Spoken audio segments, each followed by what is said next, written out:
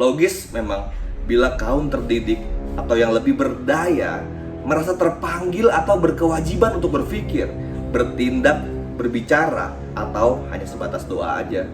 Bagi yang merasa nggak mampu.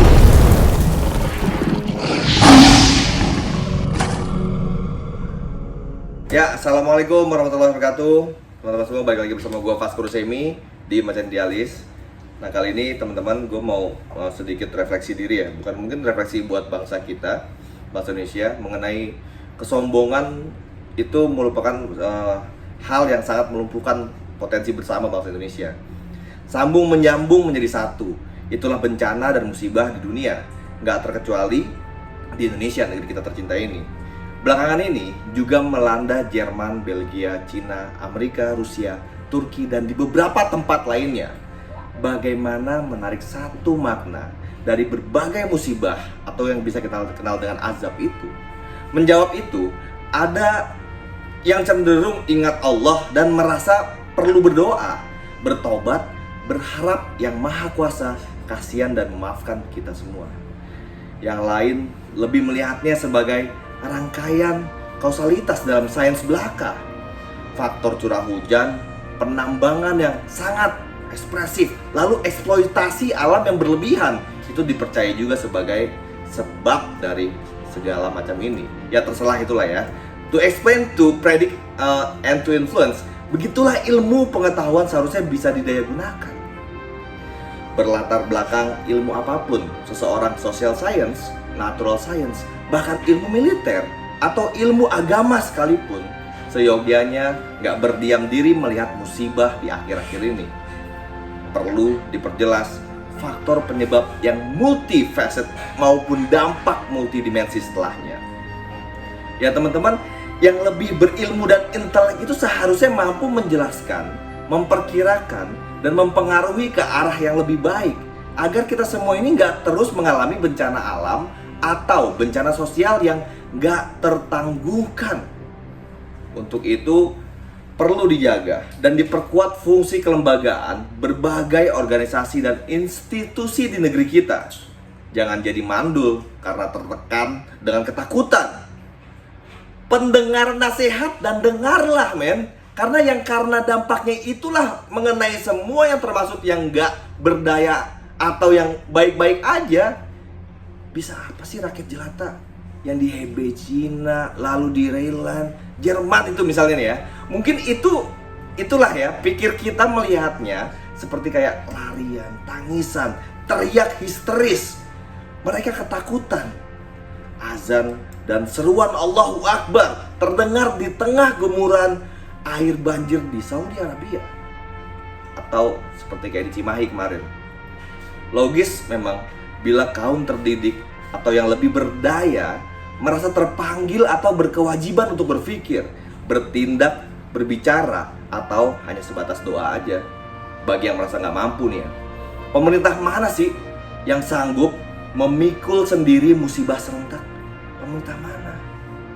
Presiden mungkin perlu dibantu dan diingatkan oleh yang pernah menjadi presiden.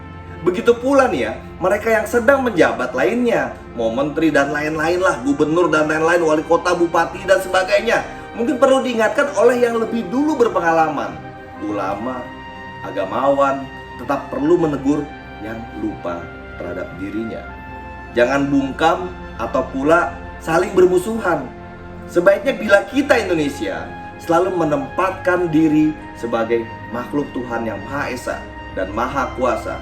Artinya melihat bencana alam dan kecelakaan sebagai petunjuk atau bahkan teguran Allah Subhanahu wa Ta'ala.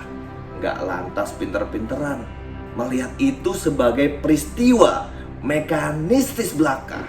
Sempat pula merebak berbagai anggapan bahwa bencana banjir di Cina itu sebagai serangan senjata cuaca dari Amerika Serikat ya. Ini banyak sekali didiskusikan di dunia politik global. Kehendak Allah itu seolah-olah udah terbagi habis dalam hubungan kausalitas antara elemen alam. Gak perlu dihubung-hubungkan dengan dia, men. Ya, itu yang memang yang terjadi di dunia ini saat ini. Agaknya, sikap pongah yang sejak 24 abad lalu diajarkan filsuf Yunani, Aristoteles, dan diulang lagi oleh filsuf Prancis Descartes 4 abad lalu itu mengalir kuat hingga zaman ini, men. Gaya pendekatan kedua beliau dari zaman bala itu mungkin nggak sadar masih dianut juga oleh para ilmuwan atau pejabat. Ya, pejabat-pejabat yang lupa diri karena sibuk, yang menempatkan Tuhan sebagai sang penciptanya. Tapi sebatas mencipta, lantas istirahat, nggak lagi memelihara, menegur, menghukum, apalagi menjawab permohonan doa. Mengapa sih seolahnya risih? Mungkin khawatir terdengar nggak intelek lah, bisa mengucapkan nama Allah dan Tuhan dalam urusan yang dipandang serba ilmiah ini. Padahal orang terbatas dalam daya pikir dan pengetahuannya, sangat terbatas. Karena itu, saat terpepet waktu, sering terpaksa memutuskan, sering banget terpaksa keputusan yang terpepet itu sebisanya dalam menghadapi persoalan. Itu ya ironis banget lah emang ya. Dalam situasi yang penuh ketidakpastian ini dan diburu waktu, orang sering nggak sempet lagi mengandalkan nalarnya, akal sehatnya. Dengan cara heuristik, menggunakan institusinya, cenderung salah mengambil keputusan. Bahkan untuk urusan yang remeh sekalipun. Kecenderungan manusiawi itu sering berulang meskipun orang menyadarinya. Nah teman-teman, jadi nalar yang gak sempat maksimal digunakan itu, ini semacam kayak intuisi cenderung menghasilkan keputusan yang salah, mendekatkan diri kita pada Tuhan dan mohon perlindungannya, menjadi sangat relevan di sini. Agar keputusan yang diambil membawa maslahat pada orang banyak. Dulu, entah kini, di Indonesia kita masih sering banget mendengar dengan nama Allah Tuhan di dalam segala ucapan para pejabat tinggi kita atau tertinggi di pemerintahan kita. Ketika merasakan ada yang beyond control, penuh ketidakpastian, kini mungkin kian banyak orang yang serasa tidak mengenal Indonesia yang membesarkannya dulu.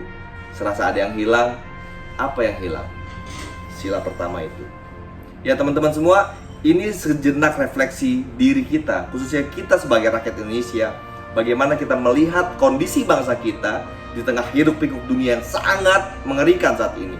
Bagaimana tanggapan kalian? Yuk kita diskusi di dalam kolom komentar. Assalamualaikum warahmatullahi wabarakatuh.